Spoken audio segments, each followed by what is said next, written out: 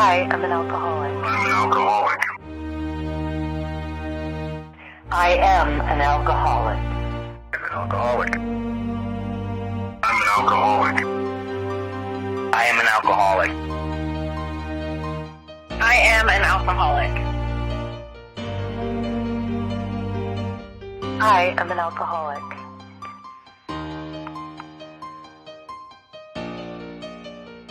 Good morning, good afternoon, good evening, whatever time of day it is. I am your alcoholic host. I am Raymond, and today I am joined with James C.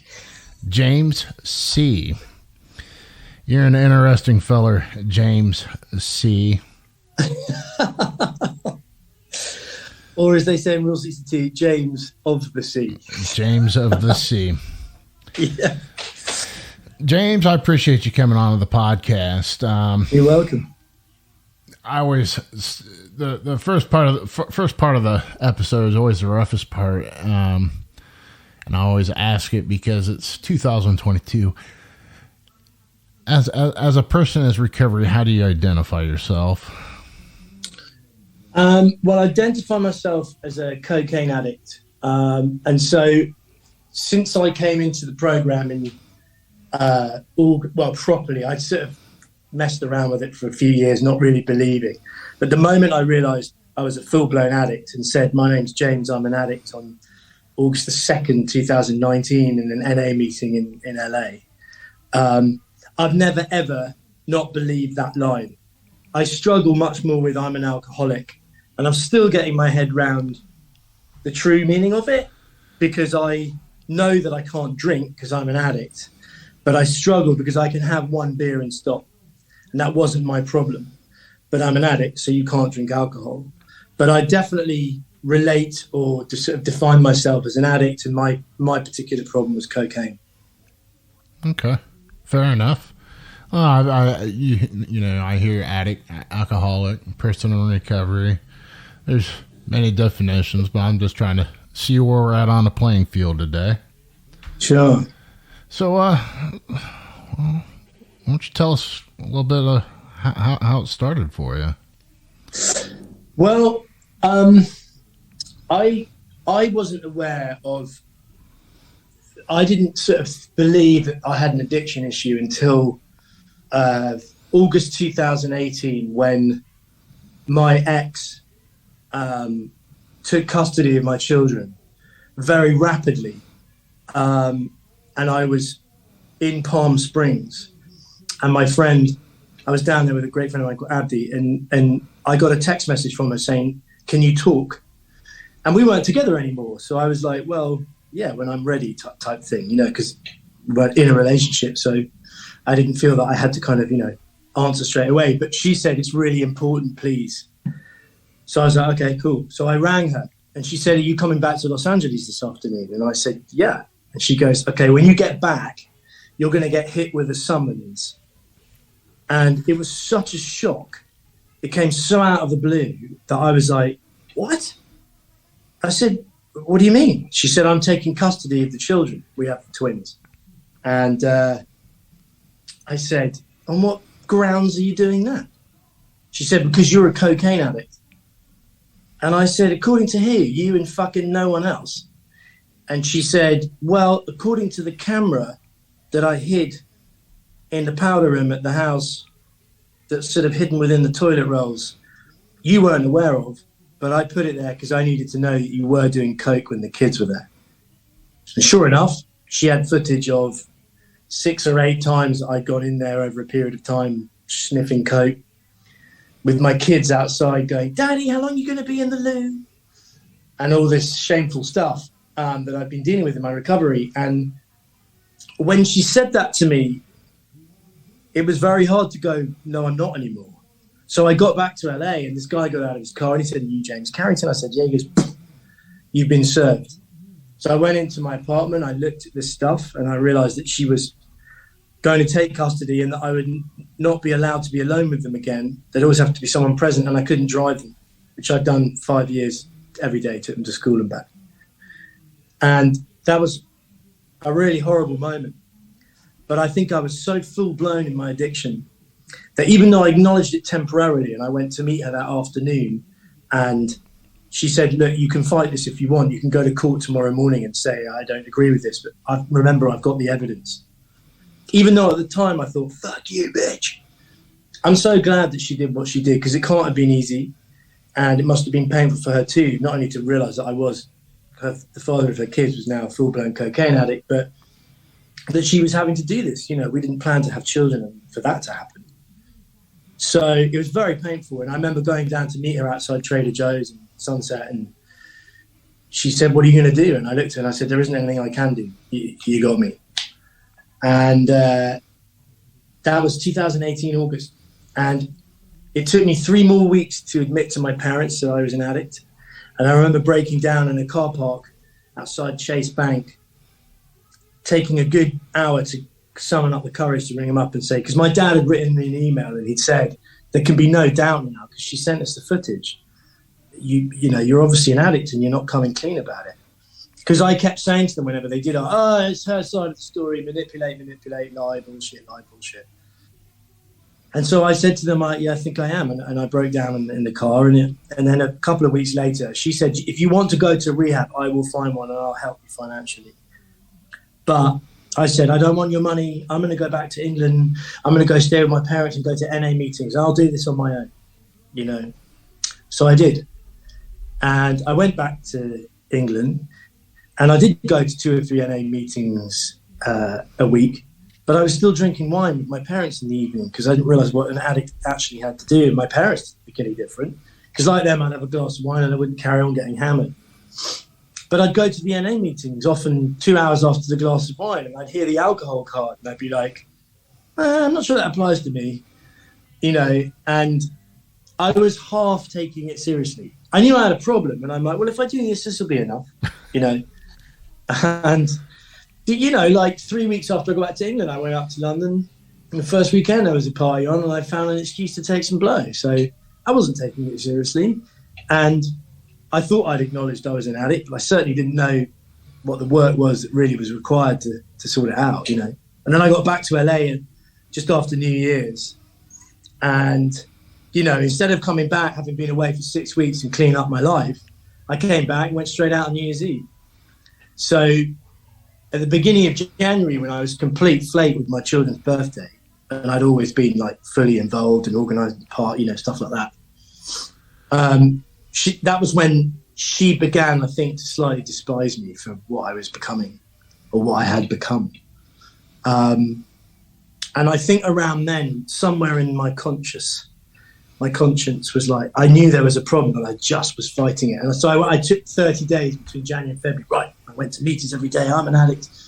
Yeah, I got this. Sure enough, went out again. I haven't really got a problem. And carried on. You know, even though by this stage I couldn't see my kids unless I was, you know, it was a nanny present or she was present, and she didn't really want to be around me much. And for some reason, the penny just didn't drop. And I was getting into debt. And I was still functioning until about June of that year. And then the slide from like quite a high bottom to a pretty fucking nasty rock bottom started to happen pretty fast. And when I came out of a bar in Venice, California, and high and drunk, and went to my car to drive back to where I was, and my car wasn't there. And I was like, and then I realized that my keys to the house I'd been kindly let living, because I had nowhere to live, were in the car. And I looked up and I knew I'd parked in the right place. I knew it hadn't been towed because of that. So I started calling around the tow places. They're like, no, we haven't towed it away. And I was like, fuck. So I got an Uber, got back to the place I was staying in, a woman's house in Santa Monica, a really good, kind friend of mine, a really nice area. And there I am, creeping behind the like gates, trying to break in over the trash bins so I could get in and see if there's a secret key. And suddenly it's dawn at 6 a.m. I'm fucked up. I found a key after 2 hours. I get in. The police had told me to call them back at 9 a.m. because they were going to do some investigating for me. I couldn't sleep because I was high. So I called them at 9 a.m. and they said, no, your car hasn't been towed, it's been repossessed. I said, what does that mean? And they said, oh, if you owe your finance company, they can just take it off the street. I was like, what? And I didn't, because you can't do that in England. So that was really good. Obviously, I had a microchip in it or something. So I had no car in LA. I had no way of getting my car back. And that morning, 2 people were coming to stay in my friend's house, and I had to move out for the time they were there. I hadn't organised anywhere to live. I had nowhere to go. I had no car. I had about $200 left. And I went down in my whole life, no savings, plus mountain of debt. And I remember walking 15 blocks from 15th Street and Montana in Santa Monica down to the ocean with a big suitcase and a smaller one. And I got to the grassy bank where you can see the ocean. It's kind of like where they say it's a really nice place if you're going to be homeless. Because there's some homeless sleeping there. The sun's out, beautiful green grass and the ocean. And I'm sitting there and I ring up the finance company and I'm like, yeah, your car got repossessed, pal. You owe this and this. And if you don't come up with $2,500 in 2 weeks, we're going to sell your car at auction. And I was like, but she wasn't interested in my excuses. So I realized I had no car left, no way to get it back, no money and nowhere to stay that night. And I looked at a couple of homeless guys sleeping and I'm like, this must be rock bottom. And I didn't know what to do. And eventually I called a very, very kind friend of mine called Sahar, who drove all the way across LA in the rush hour after a long day at work to pick me up, take me back to her house, give me a sleeping pill because I hadn't slept for so long, and said, just wake up in the morning and we'll start trying to help you put your life back together. And then I had to go on Facebook and plead, could people give me some money so I could get my car back? And just so embarrassing. And they did, because people were very kind to me, but begging on Facebook for money to get your car back, you couldn't make payments and fucking doing blow. I mean, it's shocking. So it was a couple of days after that, I remember looking in the mirror and I saw this corpse looking back and I'm like, you're going to die. You've got to sort this out now. You're going to die. You've got 2 children. You're a son. You're a brother. You've got a lot of friends who depend on you and love you. You've got to sort this out. And so I turned up to my daughter's end of summer camp performance, sitting at the back, a bit shifty because I'd had one more night on the stuff. And the mum's sitting a couple of rows up. She doesn't really want to acknowledge me. My daughter finishes, runs up to the mum. My sons are all around her, and they come and say hello to me, but they're really desperate to get in their car to go off to the beach for the summer holiday. Bye, Daddy. And that's the most lonely I've ever felt, sitting in that car, realising that they wanted to go to the beach and they didn't really want to spend any time with their dad, who they loved and had spent so much time with. And I sat in that car and I've never felt like that. I was so lonely. And I knew that there was only one option, and that was to get in the program as quick as I could. So I just got on my phone, NA meeting, went straight into one nearby within the next hour. And as soon as it came turn to go, my name's James, I'm an addict, I put my hand up. I don't think I've ever been so desperate to come out with a line that I needed to say. And I've never not believed it since, even when I had a relapse 100 days later. And then eventually I ended up in rehab 6 weeks after that because I obviously couldn't do it alone. And if I hadn't gone to rehab, I think I'd be dead by now. So that's kind of a bit of my story. So you hit a bottom, and then you're like, oh, okay, figure this out, and you just went back to it until you hit rock bottom, which not per se.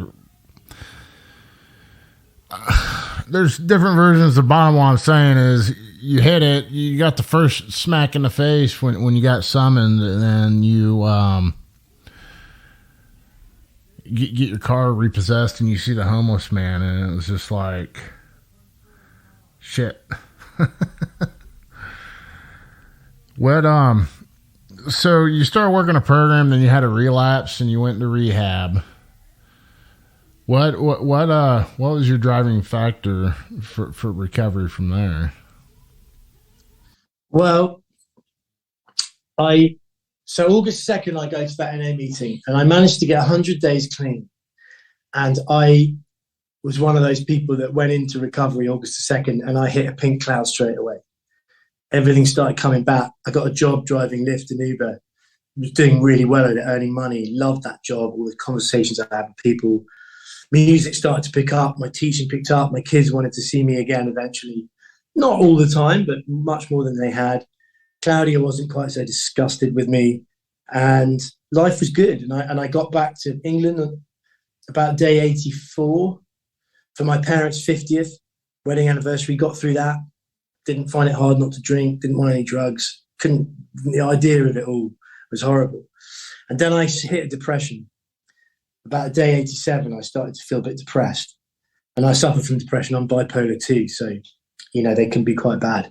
And I got back to LA, a combination of jet lag, the depression. I'd been thrown off my routine that I'd had in LA by going back for the anniversary. And on day 90, I went to a meeting on Moore Park, which is like a very famous place for AA meetings. And it was my 90-day chip. My sponsor turned up.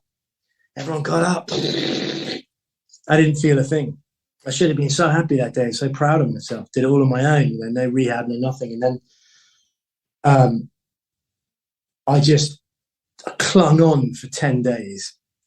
And on day 100, I came out of teaching a lesson, and on my brain, my addict mind said, just text the dealer. If he doesn't get back, then don't take any. Well, what dealer doesn't get back? So I texted him, and 10 minutes later, I'm driving across LA back to Mr. Cocaine and Devil Dandruff Hell. And that descent from the rock bottom in August to getting clean, pink cloud, relapse November 10th. 6 weeks later, I was almost dead. I was sitting in a car in West Hollywood.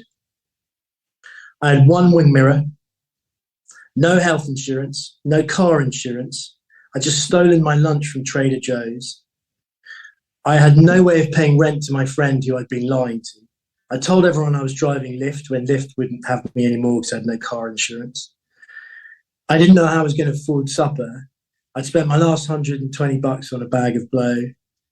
And I was sitting in my car trying to summon the strength of that much left in my tank, probably just enough to get me up to Mulholland to drive my car off the edge. I was like, I wanted to check out. I was done. And my sister called me. She called me, and she didn't stop ringing. And when I was like that, when I used to isolate in sort of depression and addiction hell, I never picked up the phone to anybody. I was just a dealer. And she must have called me more than 50 times. And eventually, somewhere in my fucked up conscience, there was a pang of guilt for what I was putting her through. So I answered the phone. And she said, listen, she was really upset, like really upset. And she said, I just really need you to shut up and listen to me. We're really scared and we're really worried. And we need to help you. We need to get you out of Los Angeles. We need to get you back over here. Come and do Christmas with Mum and Dad and me and Colin, her husband. And we'll help you. And if you want to go to a rehab, we've sorted it out. If you don't have to go to a rehab, though. Let's just pull you out. We're really worried something terrible's going to happen. We've got to get you out. Oh, but I want to stay here because I want to see my kids on Christmas Day. Claudia isn't going to let you anywhere near the children. You've got to get help. So I finally surrendered and shut up and took advice. And I got on a plane the next day. My dad very kindly bought me a plane ticket to France, where they have a little house down there for Christmas. And I remember arriving on Christmas Eve, utterly broken. And I sort of remember Christmas, not really. I was kind of wandered through it like a corpse. And my ex had found this fantastic rehab in Scotland called Castle Craig. And my dad offered to pay half. Claudia, my ex, offered to pay half. My sister had helped fully organise it. But the rehab wouldn't let you in unless you agreed to go. They won't let you be coerced in there. So when I spoke to the guy, the admissions guy, he said, do you want to come to rehab? Are you done? And I said, I'm so broken. If I don't come there, I don't know what's going to happen next. I'll probably be dead. And I said, I really need help. Help me. And he said, cool, you're admitted. So a few days later, I got on a plane, went to Scotland. My dad, he dropped me off. And I spent 12 weeks at this place. And Scotland in January, February, March is really miserable. Minus something or other, snow. It's nasty when it comes to that sort of thing. And I just come from Los Angeles, Californian sunshine. But I needed that. I needed to get everything to get taken off me. and to start again, because that was my second rock bottom, but it was one I never want to hit again. And they spend 12 weeks in there rebuilding, and they call it rehab because it's obviously short for rehabilitation, and you are rehabilitated. But for me, it's the university of life. That's what I saw rehab as, because they would tell me things and show me things and have me explore things that in the 46 years I'd been on the planet, I had no idea why I would do those things over and over again. It would end up with the same old result, much like the whole definition of insanity doing the same thing over and over again, expecting different results.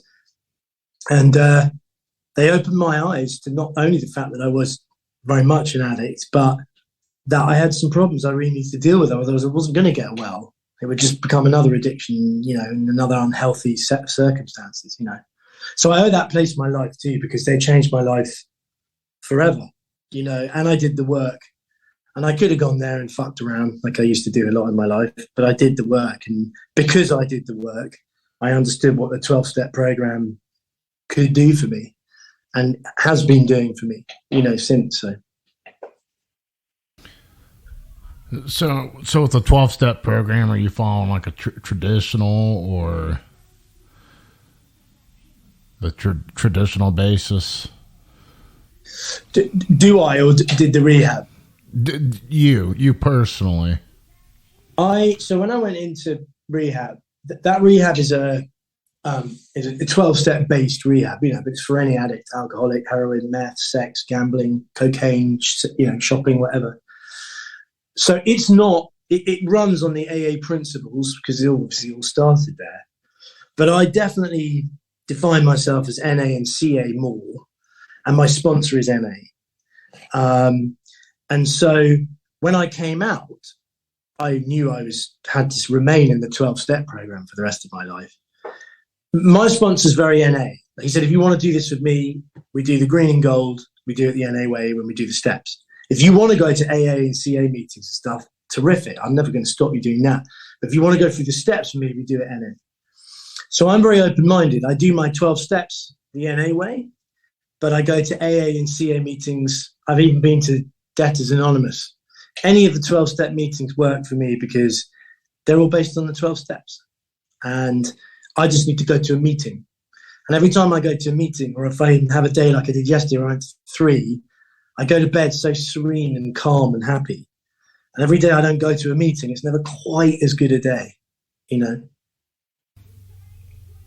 I find myself going to at least 2 meetings a day now. Yeah. At first, I was so resistant to the meetings, and I'm like, I got to do this all the time. I got to do this. I got to do that. I was like, I can do this on my own, and I'm just. And the farther I get into this, is it doesn't feel like a task anymore. It's more of like a treat for me now because of how much I'm learning and the people I'm meeting too, and it's opened up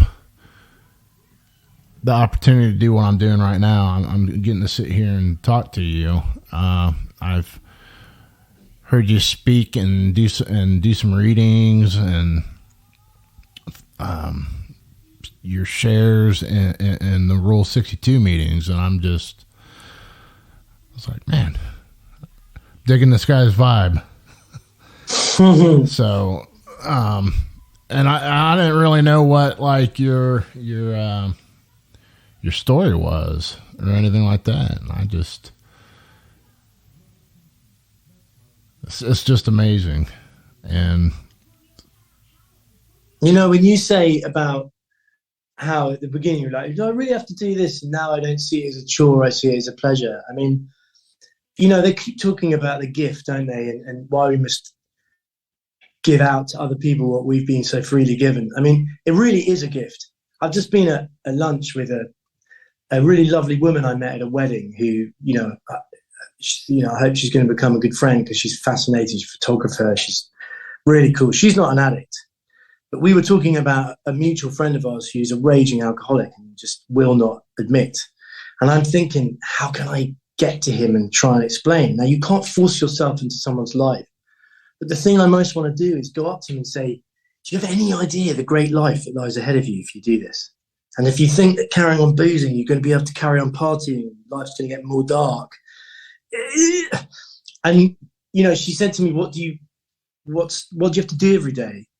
And I said, well, if I do the 4 things that I believe are the 4 tenets of this program, if I pray and meditate, if I go to a meeting, if I speak or text my sponsor, and if I do some step work, every single day that I've ever done all 4, no matter what got thrown at me that day, not only did I get into bed clean and sober, I got into bed so happy. And there's not one of those 4 things that I don't enjoy doing. So when I go in the step work's the one I probably do the regular everyday 4, is the one I haven't done enough yet. I'm building back up again, doing much better. But I love step work. I love opening that green and gold and thinking about those questions. I always love writing. I'm a songwriter, so I've always loved writing.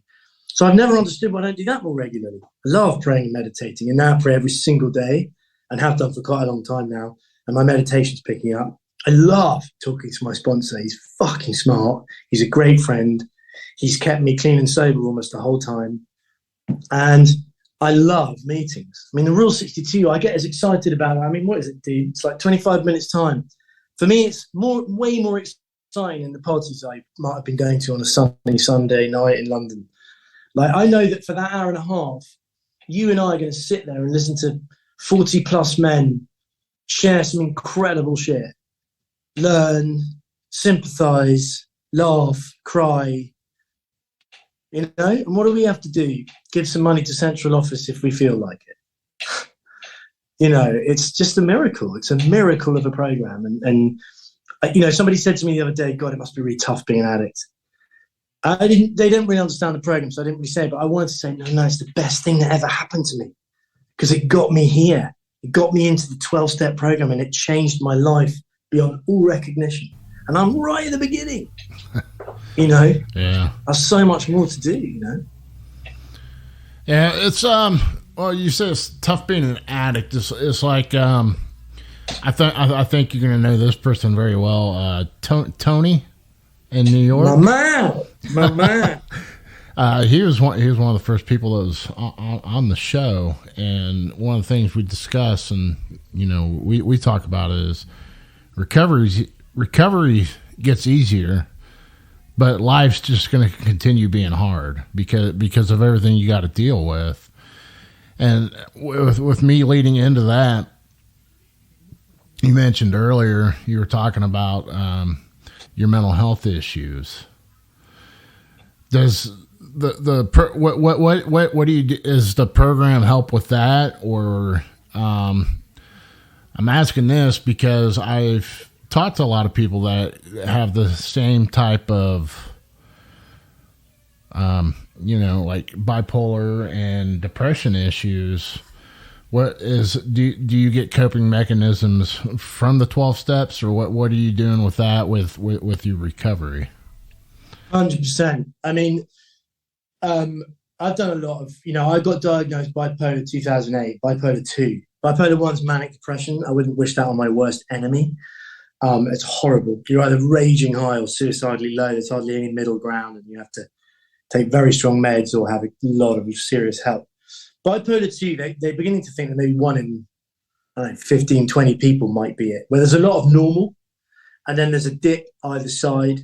My downs are the scary bit because they can get suicidal. My highs, now I'm aware of them. I just have to contain, because that's when I drink more, to bring me slightly down, because they can be a bit. But now I try and use them in a good way. I sleep slightly less. I'm very creative. Dare I say, I think in those periods I'm slightly more intelligent. Like I could do a crossword like that, whereas I can't, you know.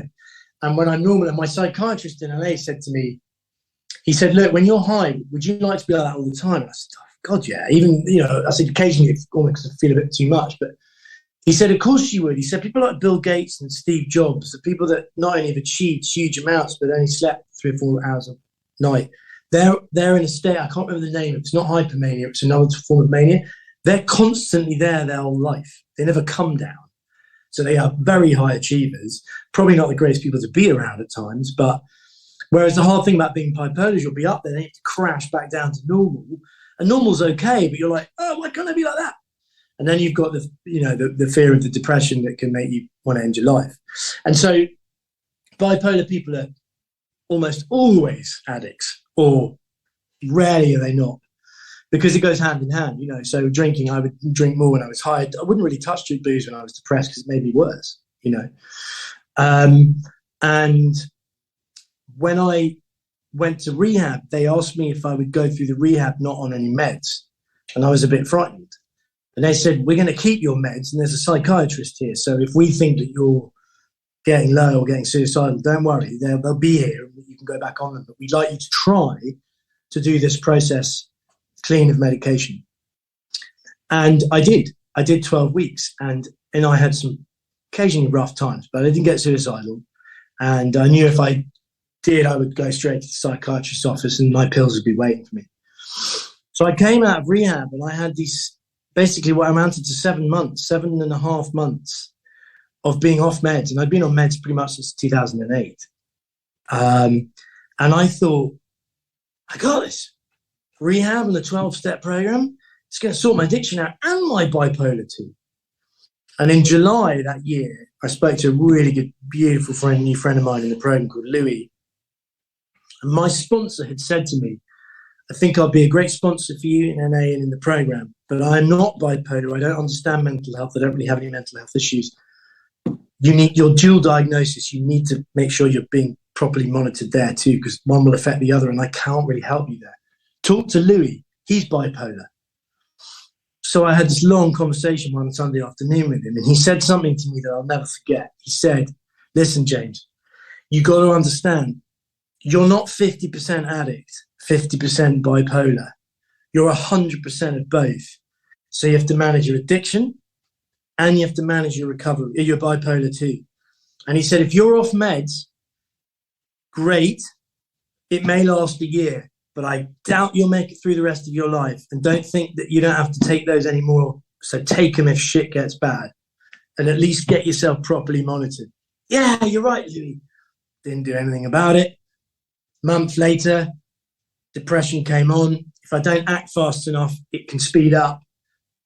Middle of August, I was thinking about getting on a chair and noose around the neck. Luckily, I'd reached out to my doctor. He got me on the antidepressant I had been on that had worked for a long time. It took a few weeks to kick in, but it did kick in. And then I was fine. But I kept doing that and not taking a mood stabilizer. And I need to be on both. Following last August, the mood stabilizer, the antidepressant would usually work to keep the lows of the bipolar up, but the mood stabilizer needed to keep me like that all the time, and I wasn't doing it. So I had too much of a swing. And in August last year, I was standing on a chair with a noose around my neck, and I tried to get the chair to tilt. Now, I believe my higher power wants me around, because why didn't the chair tilt? And as the belt tightened around my neck, and I was like, relief is coming, the chair wouldn't go. To get the noose off again. I'll try again. Something stopped me.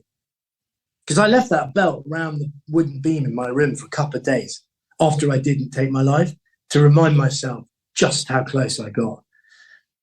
And when I called my psychiatrist, she said, James, okay, she's private. I can't afford her anymore. I could when I was with my ex, but I can't afford her anymore. And she said, look, there is free psychiatrists on the NHS here in the UK. You don't have to always come and see me because I cost too much for you. I'm going to put you back on the right dose of the mood stabilizer that you were always on with antidepressant, and you had many happy years. You need to always be on that, but you've got to be monitored. And there is a crisis team, 3 of them near where you are, who you call, they'll talk you off the ledge. Because I know you can't talk to friends and family because you're frightened them. But these people specialize in, you're on a chair and you ring them. So the moment I got that in place, I got back on my mood stabilizer. I had access to my psychiatrist if I needed it, and spoke to an NHS one, and got back in touch with my LA psychiatrist. I put all the facets of my mental health right. Meanwhile, my 12-step program was happening. And middle of August last year was the last time I had a suicidal depression. And I've had one of the best runs I've had, touch wood, since in my life. I've been fairly consistently happy for coming up a year now, but only because I'm back on the right meds, people are aware and are monitoring me, and I'm working my program. And if any of those things get taken away, I'm in trouble. Oh, sorry. Yeah, that dual diagnosis was the term I was looking for. That's what gets me is I actually hear horror stories of sponsors telling these people not to do their medication, but that sounds like that'd be very dangerous, especially for very dangerous. But it sounds like you got the right resources, and we're getting introduced to the right people while working the 12 steps. For anyone out there that's listening that could relate to you, dual diagnosis and issues like that, what would you suggest to them, James? I would, sorry, just have to let the cat in, otherwise you'll squeak away.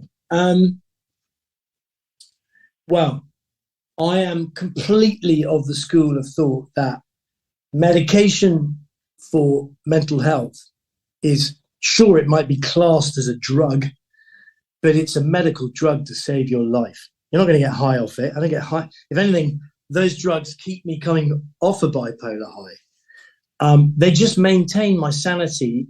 They allow me to live the life I deserve to live.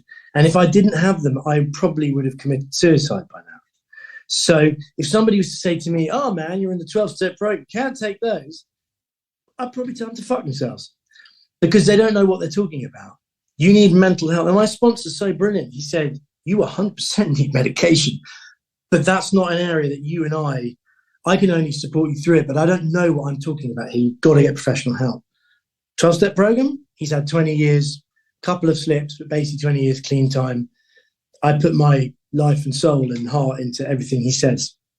But when it comes to bipolar 2, I listened to him and he said, of course you must be on your meds.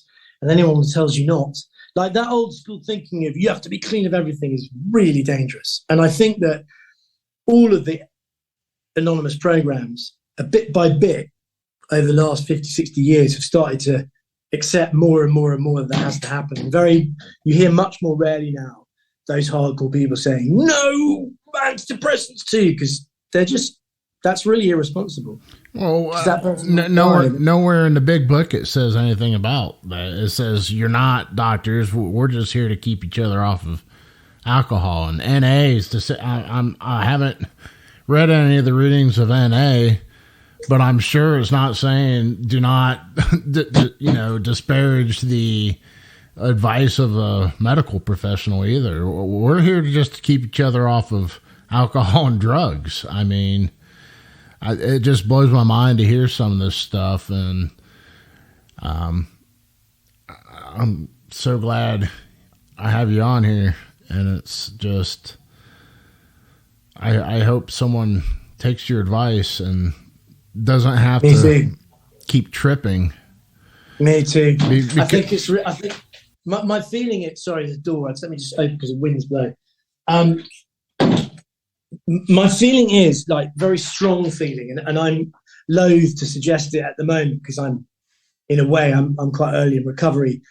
Having said that, I believe it so passionately that I don't actually think that AA, CA, NA, all of the A's are quite strong enough in saying, look, if you're mentally ill, if you have mental health problems too, you must seek professional medical help. A psychiatrist's job, they study for years to try and understand the human mind. The human mind is very, very complex. And my psychiatrist would say to me, I'm going to put you on a combination of medication that I think will keep you nice and steady and give you the best chance of a consistent life. I might get this wrong, though, because your mind is different from the guy that was just in here and the guy that's coming after into my surgery. So,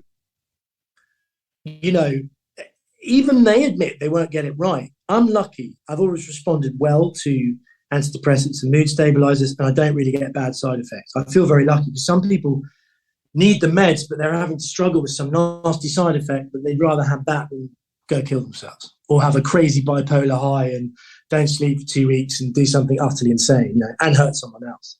So I'm 100% of the school of thought of medication, and I also believe that I wish it was kind of I wish what my sponsor said to me was kind of trumpeted out like a gospel. This program will help you stay off booze and drugs. We can't help you with your bipolar, with your psychosis, with your depression. Please go and seek medical help, because I really believe that. So I've kind of lost track, but how long's this stretch of sobriety right now? My stretch? Yes. See, I had this, I was doing so well. I was just about to get 6 months, so close. And I got this thing called misophonia. And I didn't know what misophonia was. This cat's tedious. Hold on. Out you go. Now, shut up. All right. And misophonia it's quite rare. It's out there, and there are people suffering from it, because I found help in the end. But basically, when it comes on, I'll give you an example. So a fork on a plate, that, tapping on my iPhone to type, doors shutting, noises that make that kind of thing, so pretty constant all the time, make me react as if someone's scraping their nails down a blackboard. When it's mild, it's totally dealable with. When it's strongish, I can deal with it because I'm an addict alcoholic. I can put up with shit without resorting. But the week it became severe, I called a doctor desperate, said, I'm an addict and alcoholic. I don't want to drink or take drugs over this, but I need something to numb this because I can't handle this sensation. And he said, I'll get on the case. I'm not quite sure what it is, but I'm going to look into it. I'll back to you in a couple of days. A couple of days went past. He didn't get back to me. I was searching frantically on the internet, trying to put in my symptoms. Nothing was coming up. One day I couldn't handle it anymore. I drank a beer. Now, I had the choice to drink a beer. I chose, not the choice. I chose to drink a beer over wine and liquor, which was in the house I lived in. All the time it's there, and that doesn't bother me. And I had a Xanax upstairs that was medically prescribed by a psychiatrist. So had I taken that, it would not have been a relapse. I drank the beer because I thought it was the weakest thing. And I knew I only needed one beer. And that beer just took the edge off. So when the next time this metal gate handle came down, I didn't go, which is what was happening to me. So I understood why I self-medicated. Guttingly, even though I spoke to people, my sponsor, everybody understood and was sympathetic, but they said, you've got to consider that a relapse if you're going to do this properly. So my 6-month chip, which was dangling away, was taken away from me. And it would have been the third time. I've had 3 runs, basically. And in a way, even though the misophonia was the one that I understood the most because it was unbearable, whereas the other 2, life was tricky at that time, but I wasn't working my program hard enough. This one felt almost unfair because I had no inclination to drink. I didn't even want to drink that beer when I was drinking it, but I couldn't take that anymore. But I now know, and I do believe that, I don't wish a relapse on anyone.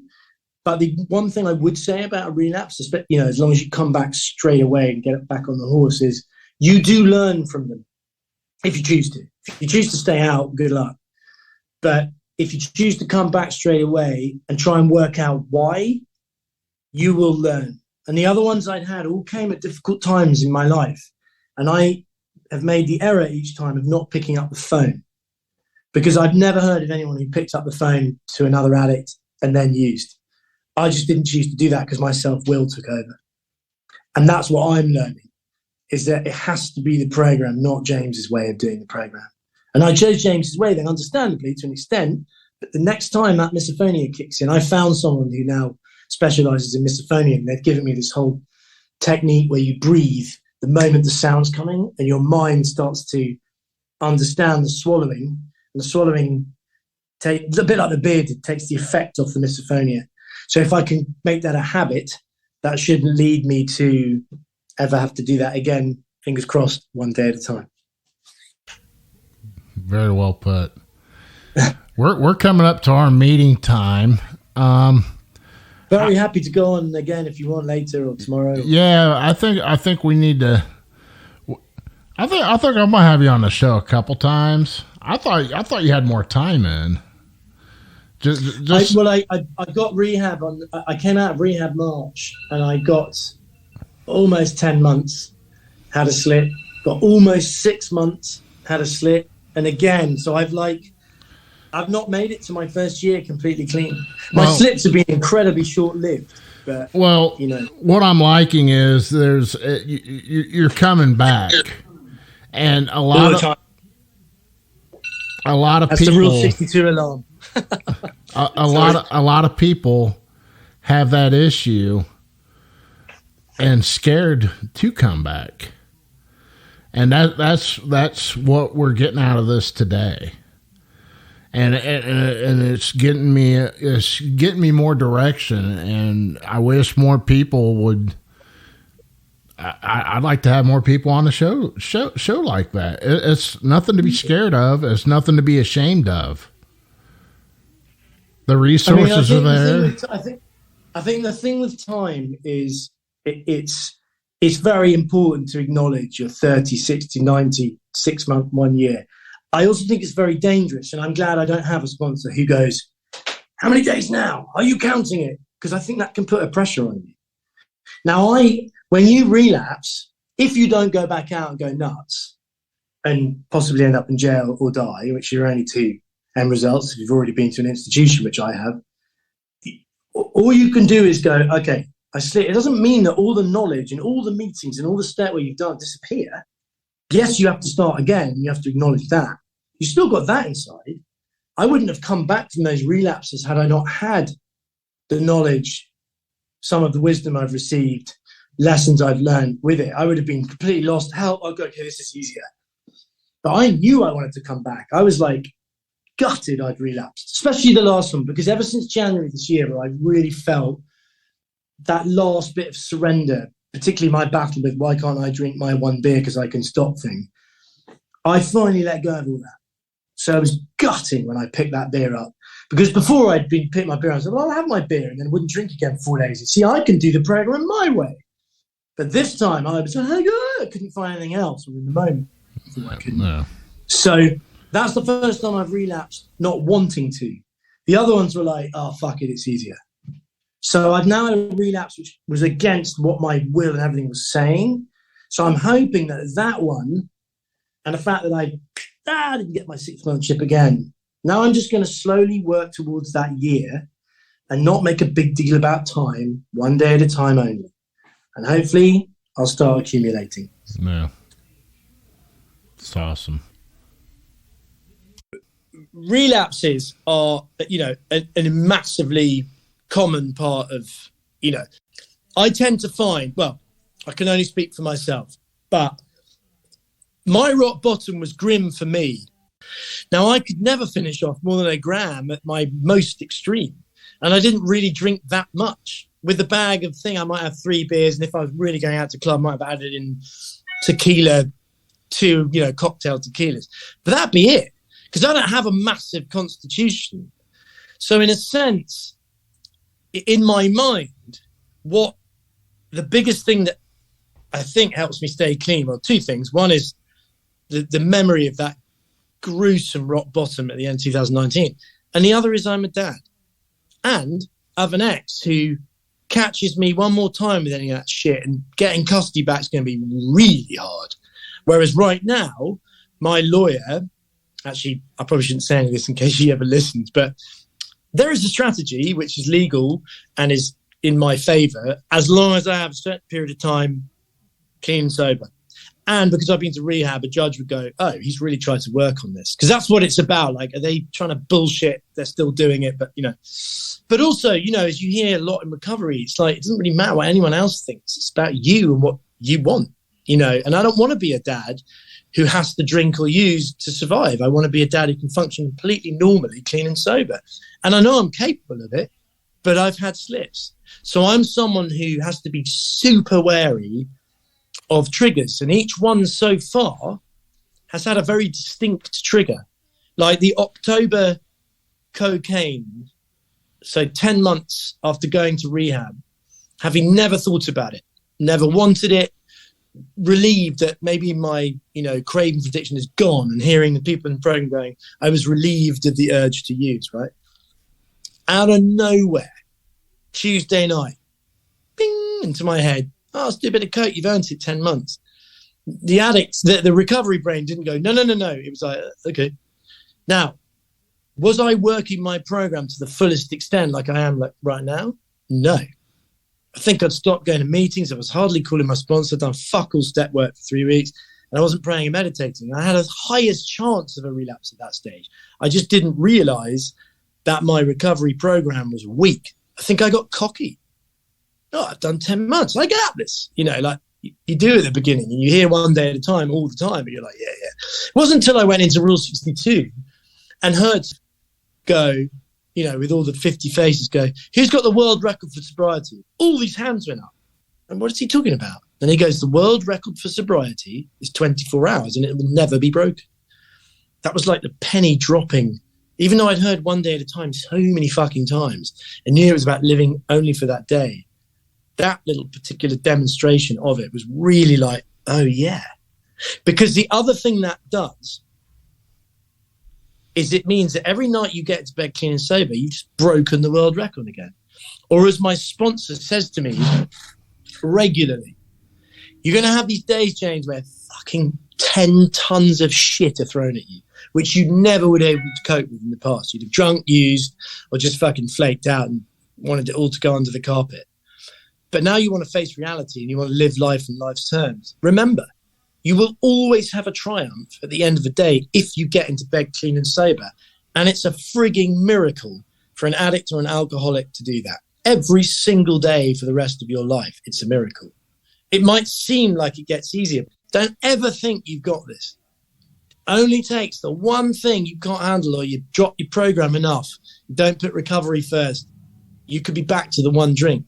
Now, I've had relapses of one drink and stop, which is why I have such a hard time with alcohol, because the last time I drank something was one beer.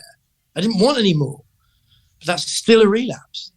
You know, whereas some of those guys who are more alcoholics than drug addicts, you know, one beer, they're out for 5 days. Now, if somebody put a line of coke in front of me, not right now, but at the times I've done it, like when I relapsed badly in New York 7 or 8 months ago, I couldn't get the bag and do one. I had to do the whole bag, you know. And then suddenly I did a bag, then 3 days went past. Then a bag, then 2 days went past. Then it was a bag every day, you know. But I don't have that with drink. My worry with drink, I think I could drink. You can't during the program. My worry is if I did suddenly decide, I'll have 2 or 3, immediately I'd want cocaine. 1, I don't, you know, but 3 I do. So it's not even worth the risk. And also you're going, I'll do the program James's way, when you hear all the time, we don't drink or use no matter what. At the moment you're going, that doesn't apply to me. Good luck, pal. You know, that's certainly what I've learned from my relapses. So what took you so long to grasp that? Stubborn, ego, pride? The alcohol thing is getting better and better, but I still have the thought like, I mean, I can drink one beer and not have to fight because it happened. So somewhere in there, even though I've thought I completely surrendered, and the misophonia thing was really unfortunate because I called a doctor. I was desperate not to touch anything because I'd just about to get 6 months and I didn't want it, but I'd never had an affliction like that. It was horrible.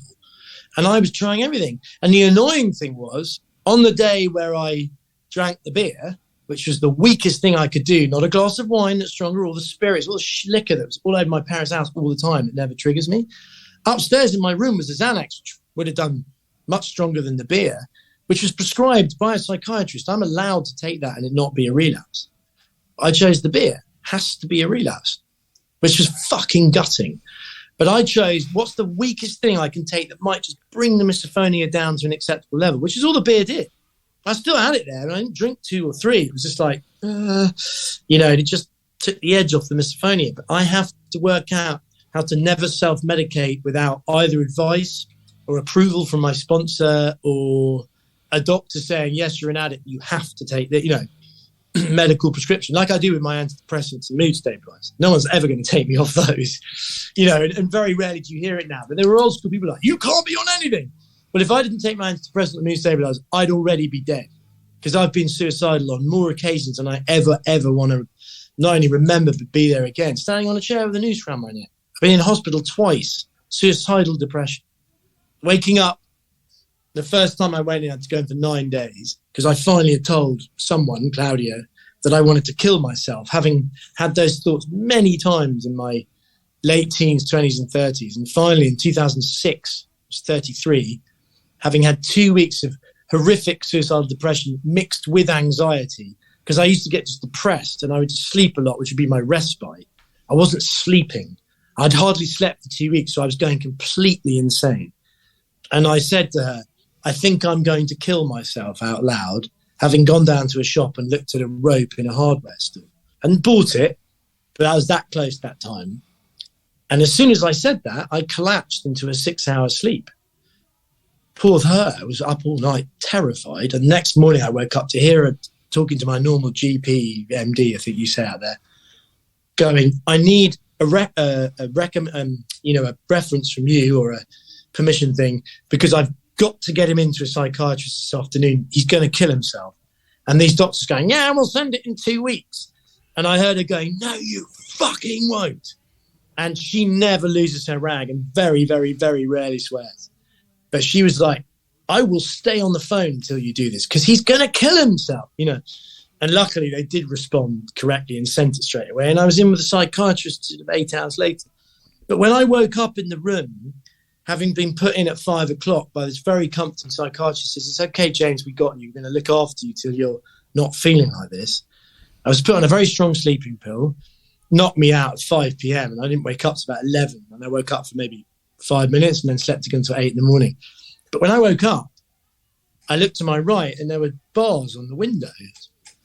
What's that? Like prison. And then I looked at the doorway and there was a man sitting in the middle of it on a chair. And I said hello to him. He was a very friendly guy. And then I passed out again. The next day I saw him and I was like, what were you doing at 2 a.m. or 11 a.m., you know, middle of my thing? He goes, oh, I was on suicide watch. Because I'd said, I'm going to kill myself. So they had no, I wasn't even been in there a day. Like, I could still have been suicidal. There were loads of people in that hospital who were trying every day to kill themselves. But they didn't have access to a belt, or they couldn't jump out the window, or they couldn't come out their room at night because there was someone there. So it was very, very, very, very difficult for them to kill themselves unless they'd like slipped in a razor blade or something. Luckily, I was suicidal and had said it, but already by that stage, I knew I was in hospital. I was safe. You know, I didn't want to go. You know, when I was suicidal the last time, which was last August, touch wood, maybe I've nailed it this time because I'm on the right meds and I'm working my program. I was on a chair with a belt around a wooden beam in my room, wobbling the chair. And I was trying to go because I couldn't handle another bout. My higher power, 100%, said, no, because the chair wouldn't go. It should have just, you know, it didn't go. In that moment, I thought, do I try again? I was exhausted. No, because my higher power didn't want me to go. I left the belt up there for 3 days to remind myself what had happened that afternoon. You know, I don't ever want to be in that situation again. Not only do I love life almost all the time, I'm a father. And my sponsor said to me something so powerful after that. He said, I know. He said, I've not been a heavy depressive myself, but I know from friends and I know how serious bipolar is. And it's completely understandable that you'd be suicidal and want to act on it because that mental pain is living hell. But remember, your children will grow up wondering why they weren't good enough for daddy. And that fucking hit me so hard. Because in that moment, I'm thinking, they're so much better off without me. They're nutbag dad. He's a bipolar and an addict. They need to grow out there and get shit out of there. No, I needed to get on top of it, get properly professionally medicated and work my program 100% so I can be the dad they need. Because I've got way more afflictions than their mums. I've also got lots of gifts and I've got massive amounts to be grateful for. So when I spoke to the psychiatrist after the suicidal moment, she said, James, you never need to get there again. How much lamotrigine were you on? Lamictal in America. 150. You should have been on 200. The moment I was on 200 and on 300 of my bupropion, Wellbutrin, I've never been suicidal since. And I've had low depressive spells. The odd tiny suicidal thought, but no, with no strength in it. Probably because they're so locked in my brain from having had loads of them. But that August was terrifying. I was all alone. And because when you get for me and a lot of people I know who get depressed, that's when you're supposed to reach out, like you are if you're about to drink and drug with a fellow in the fellowship. You're supposed to reach out to the Samaritans or the crisis team or your psychiatrist. Friends and family you don't want to, because you don't want them to know that you scare them. But those people who deal with it all day, you just got to ring them once and you won't top yourself. So she said to me, next time, there are 3 crisis teams within 50 miles of you, 24 hours a day on a phone line. So if you're on the chair, you call them. I guarantee they'll talk you off, no matter how desperate you are to kill yourself. And just hearing that, because that was a bit of the puzzle that I hadn't ever had in my life or thought about, makes me think now there's a very little chance I will do that. Because I've now got every bit of the piece. My ex said to me so often, she said, you're an addict and you're bipolar. You've got a lot to deal with, but you've got to make sure you're covered for it all. And my sponsor said to me, I can help you through the 12 program. I feel very confident I can be a great sponsor for your drug addiction. I can't help you with your bipolar. I'm not a medical professional. You need help there. You need your properly prescribed medication. And you need a friend in the fellowship who is also bipolar. So he introduced me to this lovely French guy called Louis, who had the same sponsor as my sponsor. I rang Louis, who of course took the call immediately and didn't really know who I was. We talked for hours and he said to me, James, remember, you might be off your meds now because they asked you to do that in rehab and you've made it to 6 months without them. You're bipolar too, and quite badly. I would get back on them soon. You might even make it to a year, but if you're not on them and suicidal shit happens, you're in real danger. And he said, you're not 50% addict and 50% bipolar too. You're 100% of both of them. So you've got to manage your recovery, and you've got all the tools for that now, and you've got to manage your bipolar. So make sure you've got all the tools for that. They're equally as hardcore. That was a huge lesson for me. And a lot of bipolar people, I think the statistics about 80% are all addicts. It's something to do with the bipolar swings and lows. You use the drugs to self-medicate. Like when I used to be high, that's when I drink more because it's come down a bit. It was, I wasn't on a drug and I was high. When I'm very depressed, I would hardly ever touch alcohol because it would make me even worse. And when I was normal in my bipolar, which was a lot, I'd drink a bit and take the odd drug, but it would never be that hectic, But my ex knew I was an addict because of not the amount I was using or drinking, but why. She was the one that said to me, you don't have to drink every day all the time to be, you can be that alcoholic if you want, but you do it to help yourself with bits. And that's not what you should be depending on, alcohol or drugs. You need to be depending on therapy or proper medication. Did I listen? Did I fuck? Till it was too late and that relationship was over. And then I finally did when I hit rock bottom. And maybe I just had to be that person that hit rock bottom because it led me to rehab and the 12-step program. It's sad that I didn't do it earlier, but I also now try very hard to live with no shame, no guilt, no resentments because I've worked hard to get rid of them, Right. You brought up a bunch of good points, especially with reaching out to a sponsor and your sponsor having to reach out to other people. And that's one of the biggest things I've noticed since myself coming into AA is, and going to the meetings and stuff like that, is people get hung up on calling other people. And that's why you always hear the 10,000 pound phone or how it's phrased. And it was just like, what's a 1,000 pound phone? Yeah, they're saying like the phone's like the heaviest thing or something like that. Right. Sorry, pound here is like dollar. I thought you meant an very expensive phone. The weight. Oh, yeah, that makes great sense. Yeah.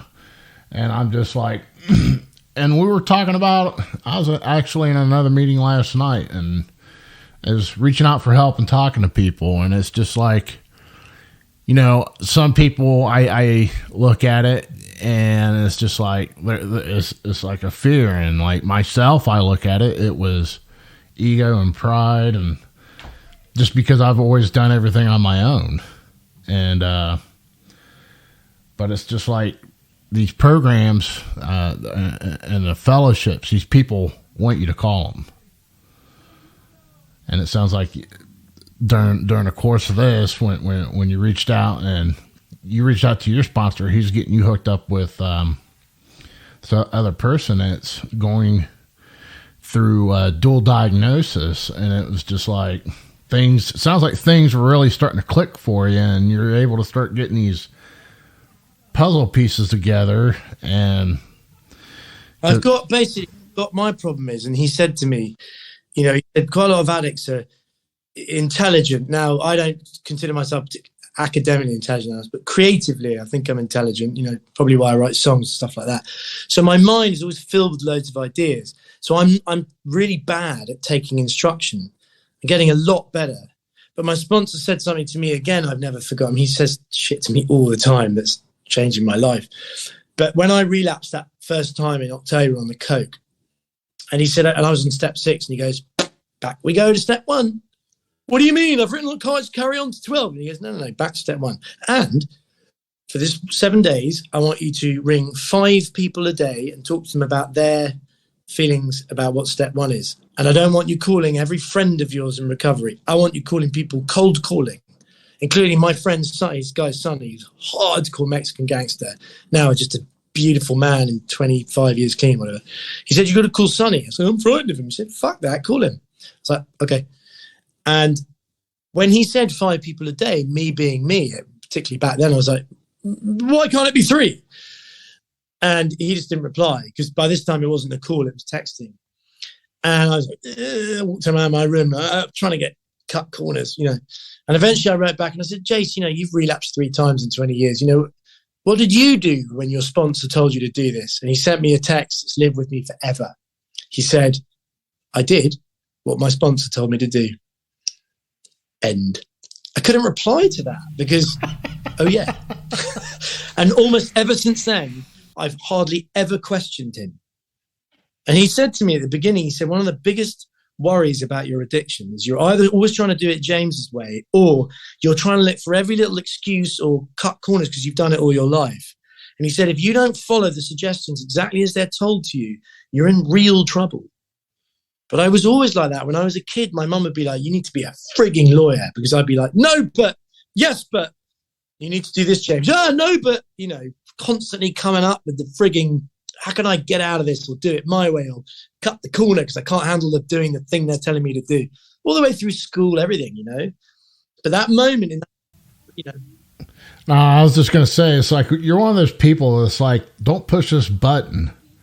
And you're just like, as soon as they turn their head and you're like pushing that button, then you get scalded about it, and you're still questioning why not. Totally. Until him. I mean, in that one text, because I admired him so much, and I'd relapsed after 10 months and was horrified that could have happened just out of the blue. Something dropped that day, like they always say, don't they, your little stepping stones in recovery. Something said to me, stop fucking answering back or questioning Jason. He's got 20 years. You've got fucking 10 months. You know, you almost died last year with cocaine, blah, blah. And that little text, and I've been able to say that to so many people, which has been helpful to me, but I hope helpful to them. I did what my sponsor told me to do. One of the simplest lines you'll ever hear. Some reason after 47 years of being alive, finally the penny dropped. If I want to survive and thrive in the 12-step program, shut the fuck up and listen to Jason. He's only telling you this to help you. You know, he doesn't, well, he does care, but it's like, it's not his life, it's your life. Do whatever you want, but if you want his help, do what he says. You know? And yet, you know, until then, I'd always be like, you know. So the one thing we didn't touch on was what drew you to drugs. Was it mental health, or was it a social thing, or?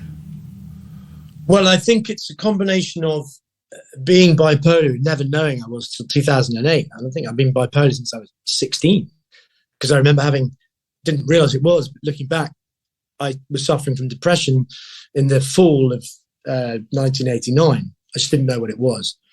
And it wasn't until I was 19 that my parents finally took me to a psychiatrist who suggested antidepressants. For a long time, I thought I was someone who suffered from depressive spells.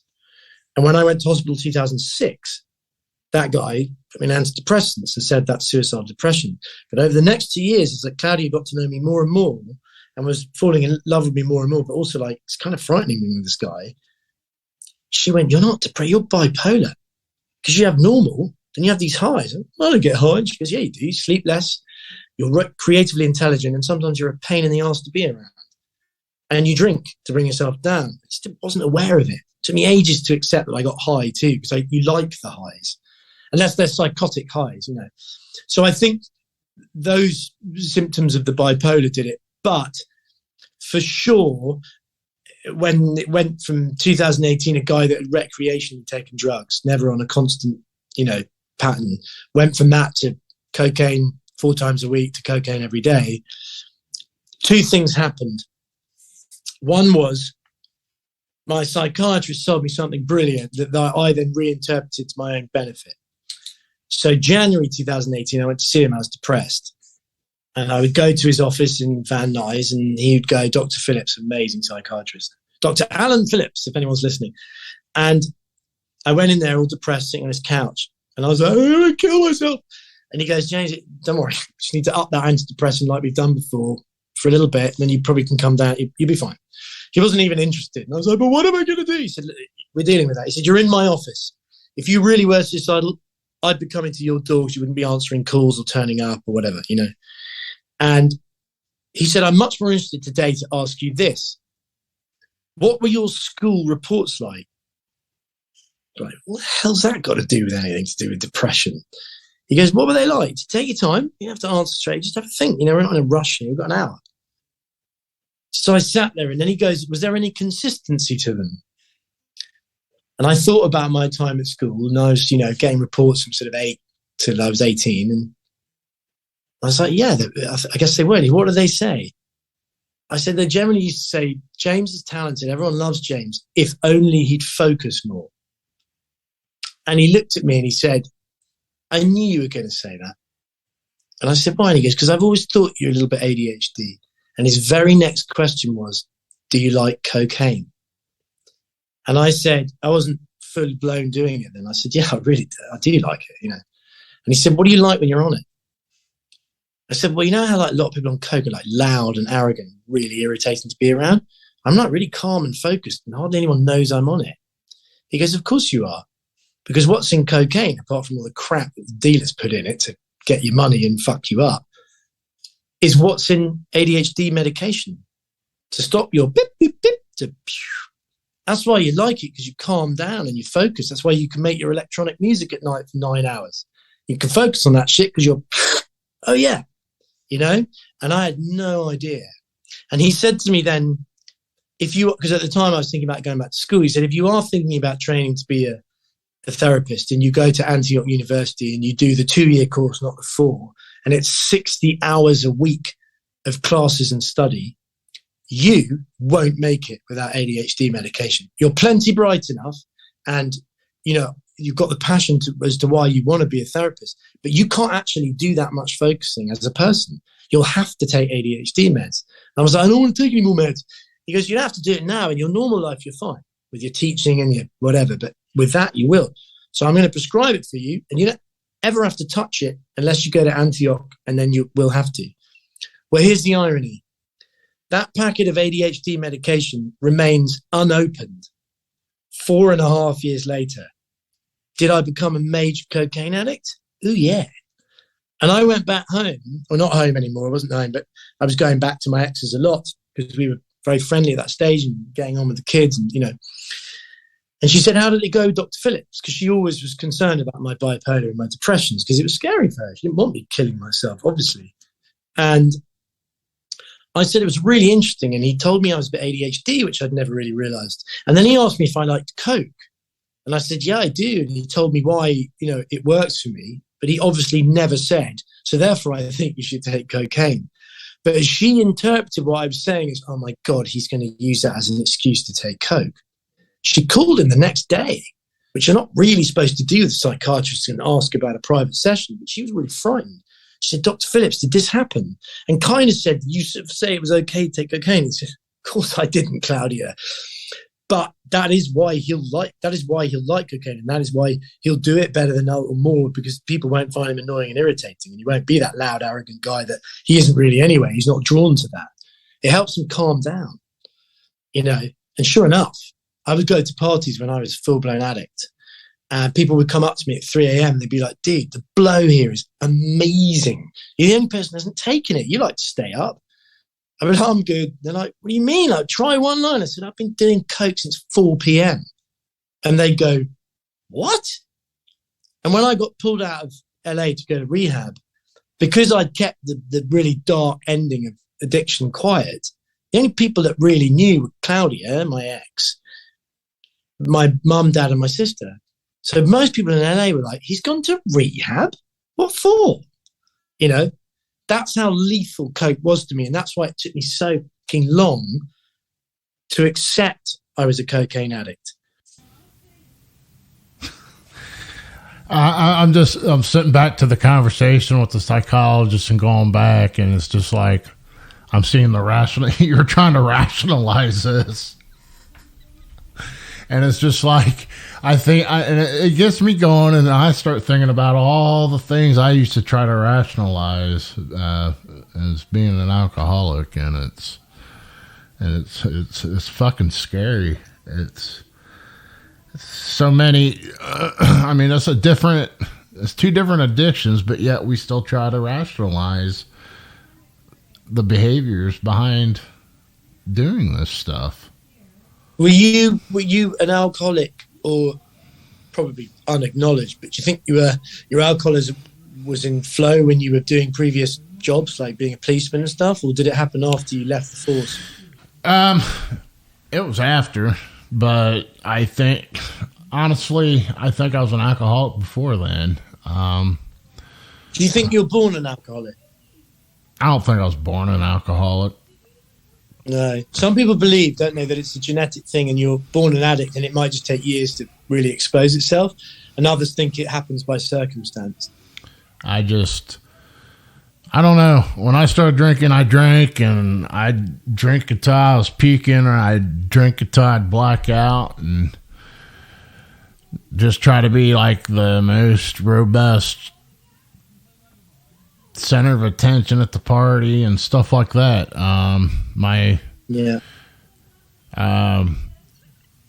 We'd go to bars and just, you'd see me with we'd go to $2 pitcher night, and you'd see a pitcher in each hand, and I'd be drinking pitchers of beer and end up peeking in the urinal and wondering how I was getting home. I remember waking up on the side of the highway, and this was when I was in the Army.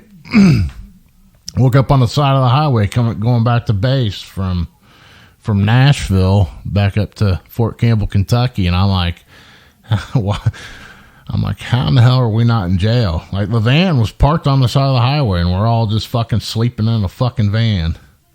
Shit. And it was like back and forth, and I always thought I could control it, and I got in trouble once when I was in the Army. Showed up to formation hungover, and punishment for that was we did our PT, and they made us go get it was like 3 of us that got in trouble doing this, and we ended up having to do a 12-mile road march with full ruck and gear and everything. Sweat that shit out.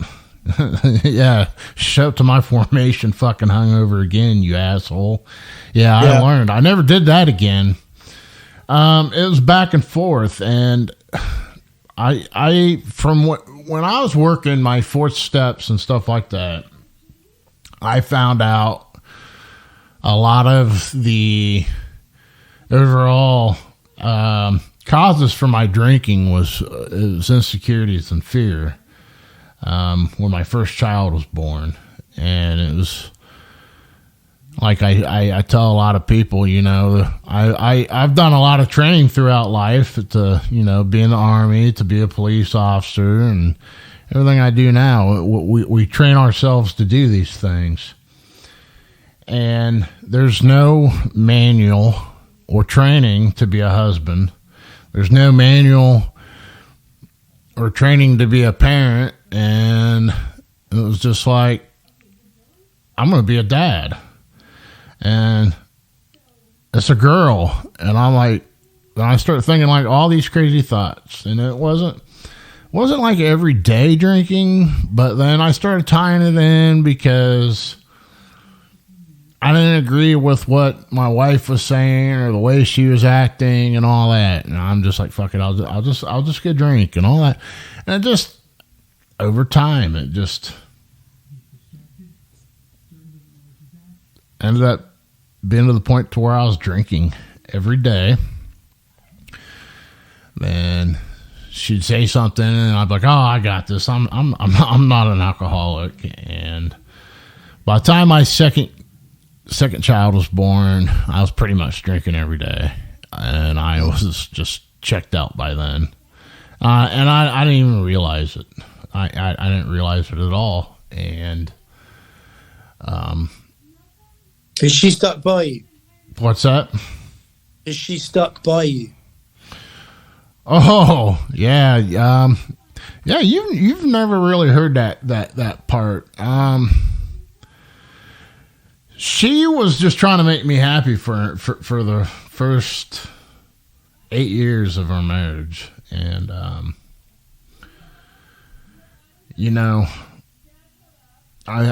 think there's some codependency and this, that, and another. And I think I have some of those issues myself now I think about it. It was up until my sobriety date. Before I quit drinking, I was 60 days sober, and then she wanted to file a divorce, and she said she's had enough. And it was just like, because she was brewing and stewing because of the actions, and she didn't think I would remain not drinking because I wasn't doing anything to maintain that. Because, well, first I just thought it because, one, she's in the medical field, and I played it as she's Mrs. Know-It-All. But yeah, she went and filed for a divorce and everything, and I was 60 days into drinking, and I was sober, and that's the first time I ever thought about killing myself, because I thought the world was ending, because I thought I was doing right, but I was still had all that shit built up, and it was just a matter of time before something triggered it, and I went off the rails again. You just said you were 60 days into drinking. You were 60 days sober, yeah? Yeah, 60 days sober. 60 Right, days right, sober when she told me she wanted a divorce. And that was a battle itself, and it was like probably like a week later I was like grasping this, and I was wanting to drink and all that, and then I started going to AA. I started reaching out because it was like at that point I wanted to fucking drink, wanted to do this, wanted to do that, and I was like, I'll fucking show her. I was not drinking out of spite at this point, and those 60 days not with any help from AA, you're just doing on your own, white knuckling it. Yeah, my first 60 days I white knuckled. Fuck. Fucking white. I don't think I could white knuckle for a week. Yeah, I did it 60 days, and it fucking sucked, because I was just like, I'd get off work, I'd drive by the gas station and start off with a few pints, and I ended up, I had it all like mapped out in my head on how I'd do this, because I'll do this and I won't get in trouble and whatever. It's the fucking rationalization we do. But yeah, I white knuckled it. Then I was trying to talk to a therapist and all this shit, because I thought I was just like, I thought I was doing fine, and I guess my actions and my behaviors just had her miserable for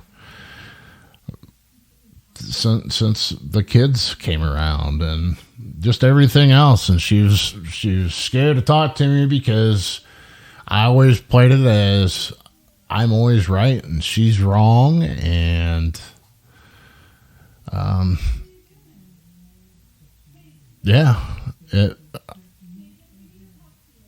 the control is out of my hands. And I go, well, just write down what you need me to do and do it. It was the desperation there. She did a complete opposite, told me everything she hated and how she truly felt about what was going on, and said, made a comment, she's disappointed I won't go to AA because of my religious beliefs and this, that, and another. And I was like, well, I'll show you. And I start going to AA every day.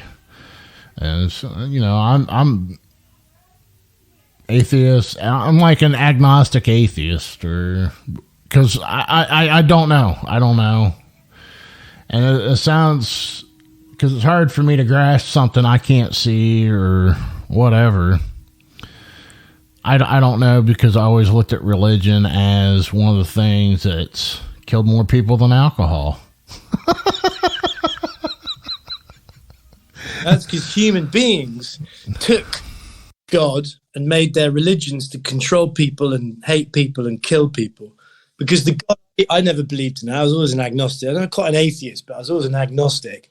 I would sometimes go to church and go, fuck, sorry, God, but I never went to church and believed in any of that bullshit. And then I found AA, NA, CA, whatever. And when the higher power thing started getting explained to me and how God was just benevolent and love, and it's how we interpret what he can offer. And he's not saying you're going to go to hell if you do this. That's just people controlling and sick, priests who were supposed to respect you, fucking fiddle with kids and shit. Like, there was a guy in a meeting last night who's desperate to come into AA. Desperate. He knows he's going to lose his wife, house, kids, everything if he doesn't. But he was abused badly by priests. So for him, God's bullshit. But he's also becoming aware now that that isn't God. That was their God, twisted fuckers, And he's beginning to break, which is awesome. And I wrote to him last night because I was super concerned, hearing him teetering, knowing if he doesn't come in, it's going to go horribly wrong. And so I reached out in a chat straight away. You might lose my picture because I've got to go into my notes. But I said to him, where is it? I said, I'm so glad you're here, you brave man. Church is organized religion where sick people can abuse their power to do dark stuff like that. This is a spiritual, not religious program. It's not religious at all. And all that happens here is help, support, and love. And God can mean anything. Group of drunks, good off drugs, the fellowship, the wind, whatever you want it to be. Just please stay and reach out. Everyone is here for you like we all are for each other. And it will change your life beyond your wildest dreams if you stick with it and do the work. And that's a guarantee. You're loved and you'll be supported here, I promise. I don't know that guy at all. But I was really frightened when I heard him. Because I've never been there as in, fuck that thing for God. But really early on, I went to a men's meeting on Mulholland Drive. My lovely friend Sam, who's in the program, he had introduced me to it. In the first 2 meetings, I was like, wow, this is an amazing meeting. Like, 40 guys sitting around a house and sofas. Some guy opened his house up for everybody. And then on the third meeting I went to, this guy who was a prime dick and wasn't working his recovery, and was just one of those guys who just liked fucking with people. He was asked to do the prayer at the end, right? And Sam, when he realized who it was, he goes, oh, God. And the guy did the Lord's Prayer, but not to believe and do the Lord's Prayer, to be a dick. And the meeting ended. And everyone used to mingle, hang out after coffees, teas. Sam just started to walk out. And he was my only real mate at the time. So I followed him out. I was like, you're right, Sam? He goes, no, I'm not. I said, what's the problem? He goes, that guy is such a dick. And I was like, why? Like, he wasn't an angry guy at all, Sam. And I said, because you know what? He's done it before and he could well have done it again tonight. The newbies will come in, they'll hear that, and they'll go, oh, this is religious God bullshit. They'll go back out and they could die. And that's when I realized the responsibility that we have when we're in the program and have been for a bit to help these people who are wanting to come in, but they keep hearing God, and they're like, God to me is this, God to me is that, you know, and then they don't get the help of AA and they go to jail or die, you know, or completely fuck up their lives when they didn't have to. And that guy who was an addict, alcoholic, and should have been helping was playing with fire, and he thought it was funny, you know. I'll never forget that, because not at all. Not funny. You know, why he chose that when he could have chosen Serenity or any of the prayers that don't even say God, you know? But, I mean, that's what landed me where I'm at, you know. I ended up getting in touch with my sponsor, Nate, and he does a whole program taking all that stuff out of there, because I still fought that part. I still couldn't wrap around my head saying a higher power. Because my thought is I had the will to drink, I had the will to stop, but how do I fix the rest of this? Because I control this, and I started talking to Nathan, and he put me into action. You always hear, you know, AA is it's a program of action, and he kept me busy, and I started working the 6-step program of reason and recovery.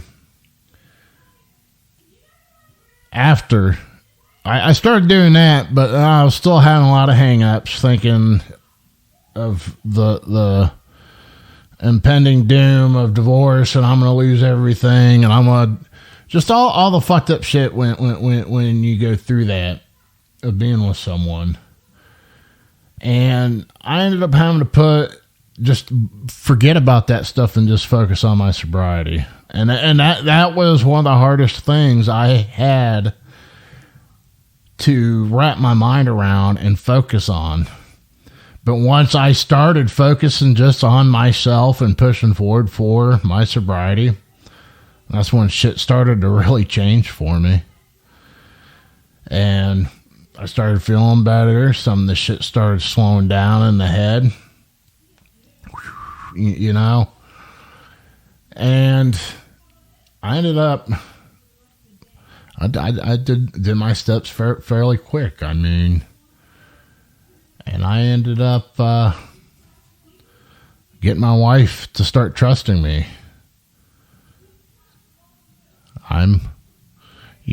We ended up just celebrating our 9-year wedding anniversary last May. We ended up selling the house, buying a new house. We bought a house out here on a lake out here, and I work on bettering our relationship, because I took the suggestion of someone else and put the work in. And now I pay attention to her and the kids and try to take care of their needs. You know, I work on my sobriety, and she knows that's the main thing. And that's one of the other things I take away from it is you've got to put your sobriety first, and or it's not going to work out. I've got this big white, massive kind of white poster size horizontal in my bedroom that I did. I think it was towards the end of my first year after coming out of rehab.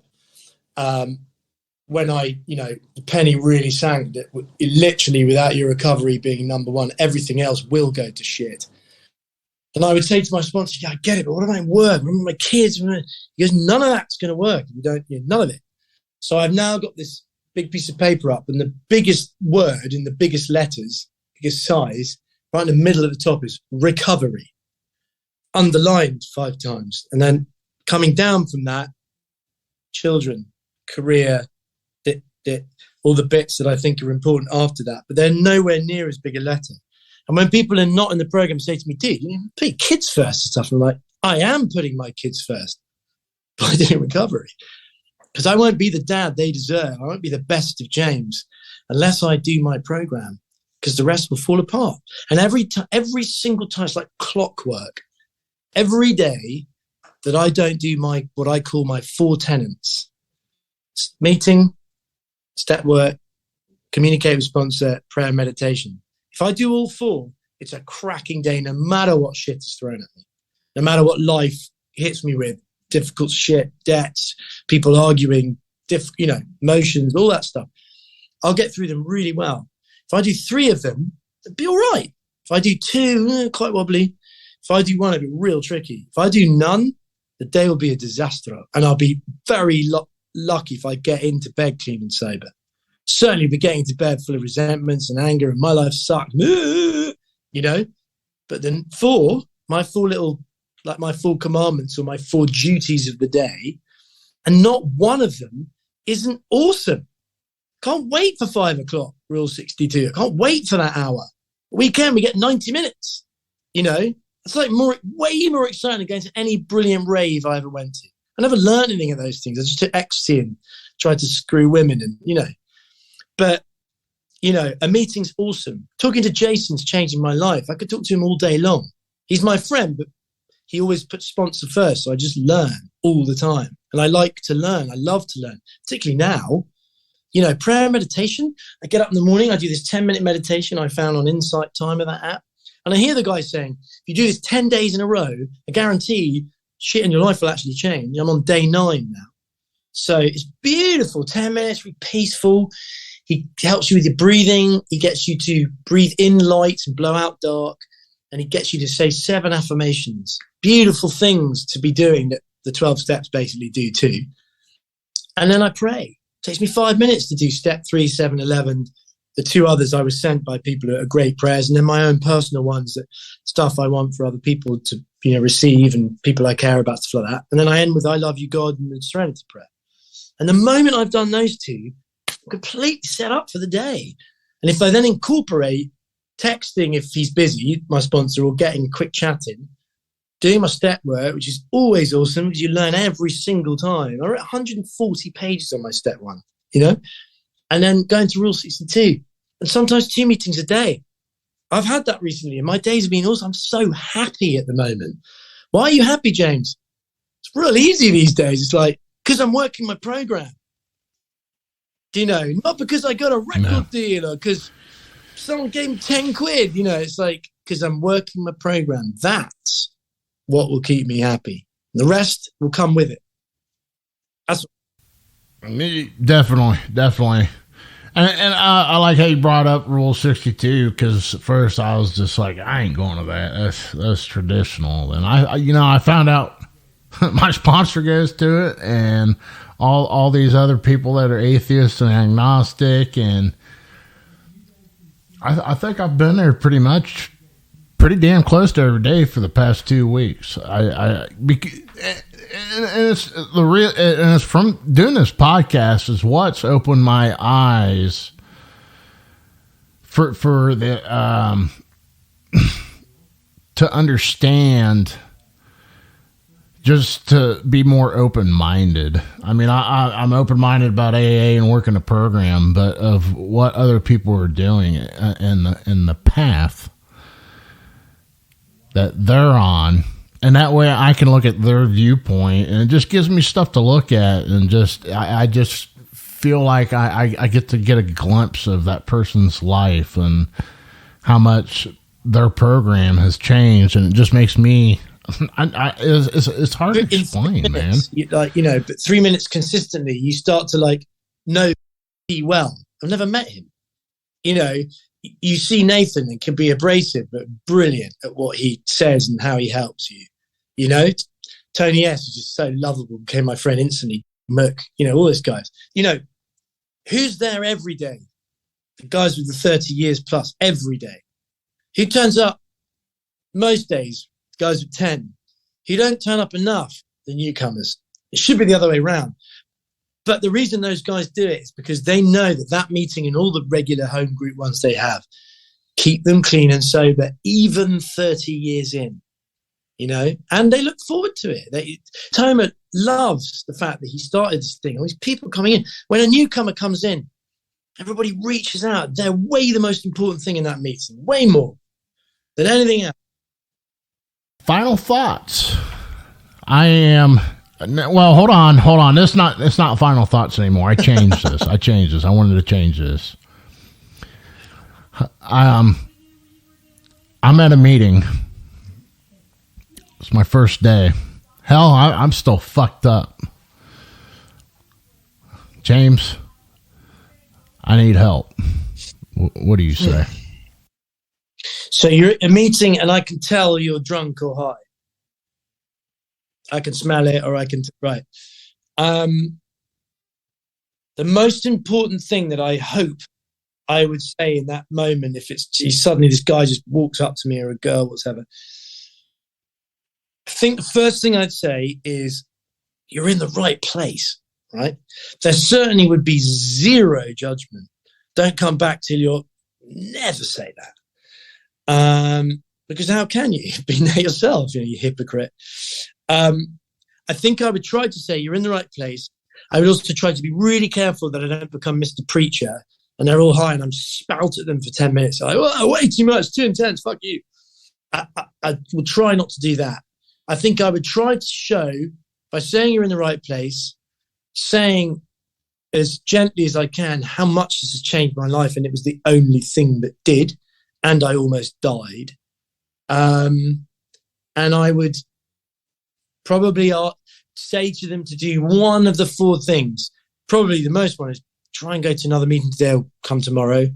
If it's their first one, I wouldn't bang on about get a sponsor, pray, do step work. They won't know what any of that means, So the only thing you can encourage them to do, which is 24 hours a day available, especially with Zoom and nowadays global meetings, time zones, is just say, if you found this meeting difficult, you may not find the next one difficult. And also find your tribe. You might go to meetings and there are meetings, so you're at least doing that, but you might not like them, and that's okay. Lots of people don't like certain meetings, but you'll find one you do love, and I'd probably say something about Rule 62 because it's the one that landed on me hardest more than any of, and I've been to some really great meetings. Like I still go quite regularly to my Sunrise Serenity one. I go regularly to my ones that are once a week with my sponsor and a Beverly Hills one that a really cool guy started. But the everyday one, there's only ever been one, and it's the Rule 62. So I would probably try to fit that in. But I think the most important thing I'd do is not go on for anything more than a minute. Because what they don't want is, here comes preacher, man. And what they don't want is, you're fucked without this. Because they're still high and they're like, oh, help, but what's this place, And they might well be wobbling because they heard God or higher power. So I think probably very gentle, not too much, give them my number. They won't be used to other guys going, here's my number. So they might be like, fuck your fucking number. Doesn't matter what they do, you gave it. And somewhere in their head, they might go, oh, all right, later on.